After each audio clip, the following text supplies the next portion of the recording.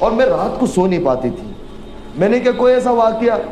بولے واقعہ یہ ہوا، رمضان تھا 2019 کا، میں سوئی ہوئی تھی. بولے شہر سے پہلے میں نے قبر کو خواب میں دیکھا اور بہت بری حالت میں دیکھا. تو میں ایک دم چونک کر اٹھ گیا، مجھے بہت زیادہ بخار ہو گیا. اس کے دوسری رات میں نے قبر کو دیکھا، بہت اچھے طریقے سے دیکھا. پھر آواز سنی کہ اگر زندگی ایسے گزارو گے تو یہ ملے گی ورنہ وہ ملے گی. اب میں پریشان تھی کہ میں اتنی آگے چلی گئی تھی کہ پیچھے ہٹنا بہت مشکل تھا. کوئی صورتحال نظر نہیں آ رہی تھی، کیونکہ ایک زندگی ایسی ہوتی ہے کہ اس کی چاندنی اور ساری چیزیں تو وہ چھوڑنا جب آدمی سوچتا بھی ہے نا. ہمیں بہت لوگ ملتے ہیں بمبئی کے اندر کہ مولانا دل خالی. ایک جو بڑے ہوتے ہیں نا، کابر امت و اکابر امت ہوتے ہیں. اللہ تعالیٰ ہمیں اپنے بڑوں کی قدردانی کی توفیق دے. سن 2018 کی حج کے اوپر میں نے حضرت مولانا طارق صاحب سے کہا، میں نے کہا مولانا فلاں بہن ہے، پہلے میں بہن کہتا تھا، بس ایک بات بڑی یہاں ہنسنے والی ہے، میں اس کو بہن کہوں. میں نے کہا مولانا میں ان سے پہلی دفعہ 2017 حج عمرے پہ ملا رمضان میں. ان کی والدہ اور ان کے گھر والوں کو لے کر وہ آئے تھے. تو میں نے کہا بہن آپ کو کچھ کام ہو تو مجھے ضرور بتانا، معاف کرنا یہ بات، لیکن جو حقیقت ہے وہ حقیقت ہے. ہمارے تصور میں بھی اللہ کیا فیصلے کر چکا ہوتا ہے کہ ہمیں نہیں پتہ ہوتے ہیں. پھر میں نے حضرت مولانا سے کہا، میں نے کہا مولانا آپ ان سے بات کریں. مولانا نے بات کی کہ بیٹی میں ملنا چاہتا ہوں. تو کہا کہ میں دبئی آ رہی ہوں. تو مولانا کہ میں ضرور آؤں گا بیٹی آپ کو ملنا. تو میں حج سے واپس دبئی آیا اور وہ بھی اپنی والدہ کے ساتھ دبئی آ گئی. مولانا انہیں ملے 6 سے 8 گھنٹے وہ اپنی والدہ کے ساتھ تھی. مولانا اپنے گھر والوں کے ساتھ تھے، ملے. پھر وہ بھی آ گئے، میں بھی انڈیا آ گیا. مولانا کا اگر سفر تھا کینیڈا کا، مولانا وہاں چلے گئے. مولانا مجھے کہتے ہیں کہ بیٹا اگر آپ کی ثنا سے کوئی سگائی ہو جائے تو بہت اچھا کام آ جائے. میں اللہ کی شان 3 دن جماعت میں تھا. تو میرے ساتھی میرے ایک دوست کو میں نے کہا مولانا کا دماغ سٹکا گیا ہے.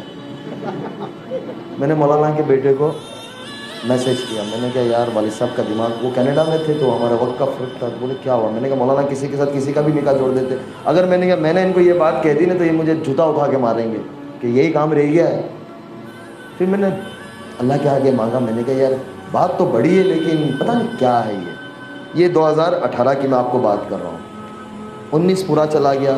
19 رمضان میں حضرت مولانا عبدالرزاق صاحب اور ہم ساتھ میں اکٹھے عمرے کے سفر پہ ساتھ تھے. تو مولانا کو میں نے کچھ چیزیں بتائی تو مولانا مسکرائے. مولانا نے ظاہر سی بات ہے کوئی بھی مسکرائے گا آدمی. میں ایک طرح سے مولوی، اپنی زندگی مولویوں کی سیدھی سادھی زندگی ہوتی ہے. تو مولانا بھی مسکرائے. میں نے مولانا کے بیٹے سے کہا، میں نے کہا مولانا کسی کا بھی رشتہ کسی کے ساتھ بھی جوڑ دیتے پیچھے مڑ کے پوچھتے نہیں اس کا کیا حال ہے؟ تو بولے ابھی تک آپ نے لڈو منہ میں رکھا ہے. میں نے کہا یار اب لڈو ایسا پکڑا ہے کہ منہ میں تو رکھنا ہی پڑے گا. تو پھر مولانا کی طبیعت بہت خراب تھی مدینہ منورہ میں. پھر ہم لوگ انڈیا آ گئے اور اس کے بعد وہ جارڈن میں تھی، ان کی شوٹنگ چل رہی تھی. 20 میں وہ واپس آئی. پھر میں اللہ کی شان عمرے پہ مدینہ منورہ میں تھا فروری کے مہینے میں، لاک ڈاؤن سے قبل. تو ان کا میسج آیا کہ میں آپ سے بات کرنا چاہ رہی ہوں. 3-4 دفعہ میسج آئے. میں حرم میں تھا تو میں دیکھ نہیں پایا. پھر میں نے رات میں بولے میں آپ سے کچھ بات کرنا، کچھ مسائل تھے. وہ مجھے کہے کہ یہ مسائل اب مجھے سمجھ نہیں آ رہا ہے میرا کیا ہوگا. میں نے کہا یار آپ کے پاس دولت ہے، شہرت، ابھی آپ کے پاس ماشاءاللہ کام ہے، جب لاک ڈاؤن لگا نہیں تھا. میں نے کہا اچھی زندگی ایسا کیوں بولتے ہو؟ میں نے کہا اللہ آپ کے لیے بہت آسانی کرے گا، بس آپ اللہ سے مانگو. اس بندی نے اس رات سے تہجد شروع کی. تب پہلے کبھی کبھی پڑھتی تھی لیکن آج تک ماشاءاللہ اس کی تہجد فوت نہیں ہوئی. سفر ہو حضر ہو، یعنی اللہ کہتے ہیں نا کہ تہجد نیکوں کا عمل ہے اور نبیوں کا یہ بہت اہم سنت رہی ہے کہ اللہ تعالیٰ نے اپنے محبوب صلی اللہ علیہ وسلم سے کہا کہ میرے نبی جی رات میں آپ کی اور میری ملاقات اور میری بات بھی بہت ضروری ہے کہ آپ رات میں میرے پاس آیا کریں. قرآن کہتا ہے اس بات. تو یہ نبیوں کا شیبہ ہے اور رات کے اندر اٹھ کر اللہ سے مانگنا یہ بہت بڑی چیز. اللہ مجھے اور آپ کو اس کا لطف نصیب فرمائے. تو میں نے ان کو کہا، میں نے کہا آپ اللہ سے مانگو. فروری کا زمانہ تھا، لاک ڈاؤن لگ گیا. انہوں نے اللہ سے مانگنا شروع کیا. کچھ مسائل تھے. میں نے کہا اللہ تعالیٰ تمہیں اس مسائل سے، اور کوئی دوسرے مسائل نہیں تھے، بس وہ زندگی کے اندر سکون نہیں تھا، چین نہیں تھا. میں نے کہا اللہ تمہیں نکالے گا. جیسے جیسے رمضان قریب آتا گیا، شعبان آتا گیا، انہوں نے کہا کہ میں نے اپنے گھر میں بند کر دیا ہے جو ٹیلی ویژن تھا. میں نے کہا یار شروع رکھو، کیوں بند کیا؟ میں نے کہا چلاؤ یار کیا مسئلہ ہے؟ بولے بس دل نہیں ہوتا. رمضان آ گیا. رمضان میں ماشاءاللہ معمول کے مطابق ہر سال 2 قرآن ختم ہوتے تھے پہلے ان کے.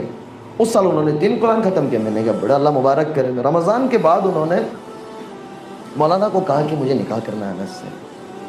مولانا کا پھر مجھے آیا میں نے کیا مولانا 2018 سے یہ 2020 ہو گیا ماشاءاللہ سے، میرے والدین بھی میں نے کیا انتظار کر رہے ہیں، ظاہر سی بات ہے میں ایک ہی بیٹا اپنے والدین کا، تو میں نے کیا مولانا بولے نہیں اب ہوگا. تو پھر مجھے کچھ سمجھ نہیں آ رہا تھا، تو میں نے ٹھیک ہے میں نے کیا جون جولائی کا مہینہ تھا اور اسی کے اندر 2-3 ماہ اور گزر گئے.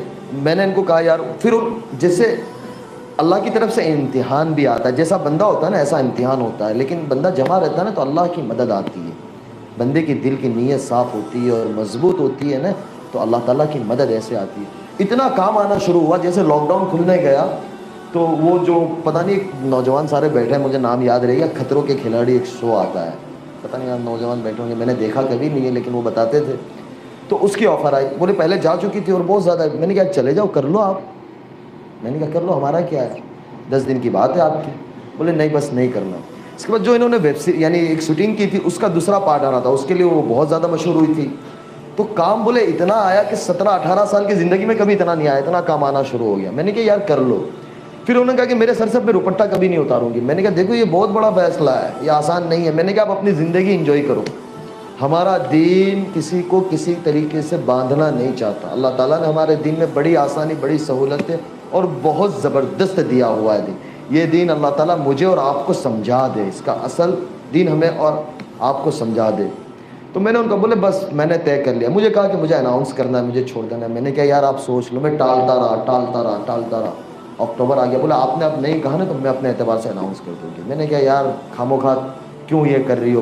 بولے بس میں نے 17 سالی زندگی کے اندر لوگوں کو اس سے نقصان پہنچایا ہے تو میرا نیت ہے کہ میں اللہ کے بندوں کی اور انسانوں کی خدمت کروں. دنیا میں بسنے والے ہر انسان چاہے جو بھی مذہب کا ہو میں اس کے لیے کام آؤں، میں اس کے لیے خدمت کروں. لوگ پریشان حال ہیں تو میں اس کے لیے خدمت کروں اور اللہ مجھ سے کام لے گا. مجھے کہ میں ان کے کام آؤں. میں بڑا یعنی ارادے نہیں کہ اللہ تعالیٰ ان کو اس کے اوپر اتارا کہ میں کوئی ہاسپٹل بناؤں، میں اس طریقے سے کچھ کام کروں.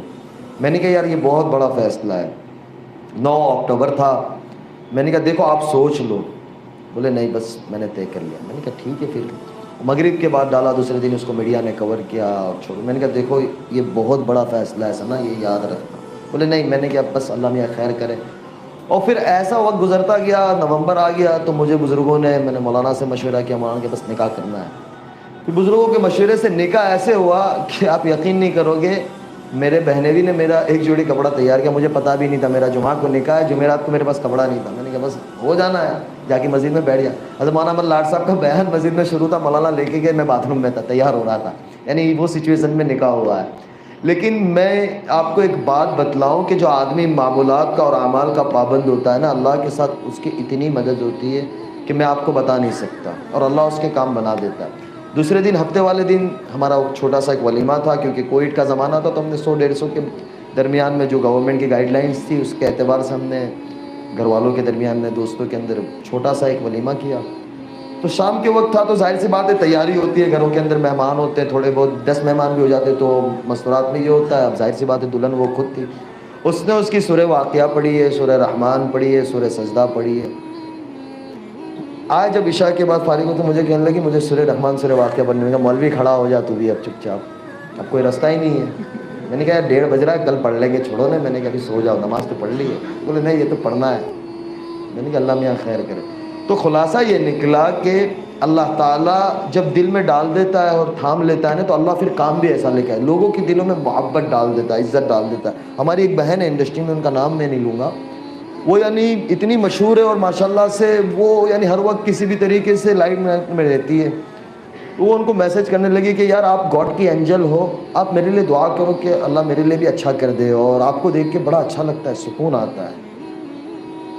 تو میں نے ان کو کہا کہ آپ اس سے ملو. تو مجھے کہتی ہے کہ سنا پہلے مجھے ایسا لگتا تھا کہ آپ نے یہ چھوڑ دیا، آپ کی دنیا ختم ہو گئی، یعنی اب آپ کا سارا کچھ ختم ہو گیا. لیکن ایسا لگتا ہے کہ ماشاءاللہ آپ بہت اچھی دنیا میں چلی گئی ہو اور آپ بڑی خوبصورت لگتی ہو، اور ماشاءاللہ آپ کی اللہ تعالیٰ نے نور ڈال دیا ہے، زبان میں تاثیر ڈال دی ہے.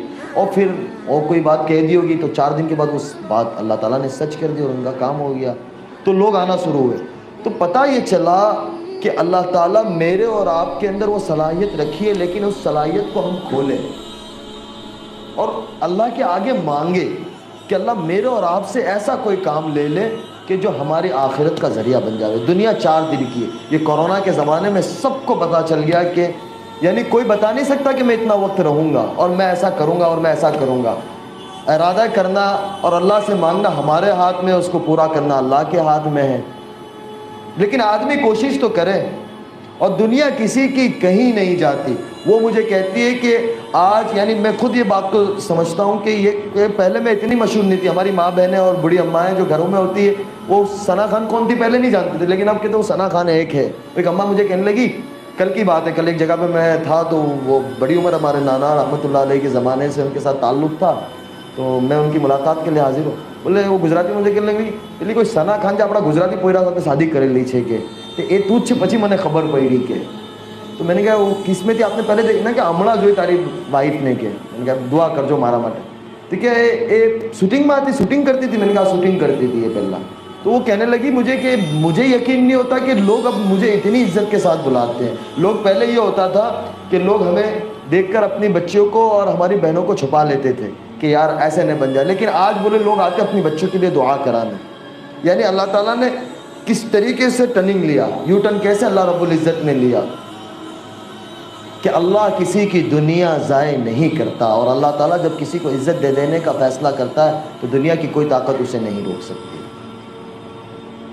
तो बात का खुलासा ये है कि मेरी और आपकी ज़िंदगी की कीमत हम लगाएं और हम इसकी कीमत को पहचानें. अल्लाह ताला ने ये जो वक्त दिया है ये बहुत कीमती वक्त है कि इसके पीछे नबियों का सब कुछ लग गया, सहाबा का सब कुछ लग गया, उसके बाद आखिर ये दिन मुझे और आपको पहुंचा है. अरे भाई हम कौन होते हैं किसी को ये कहने वाले कि ये ऐसा है.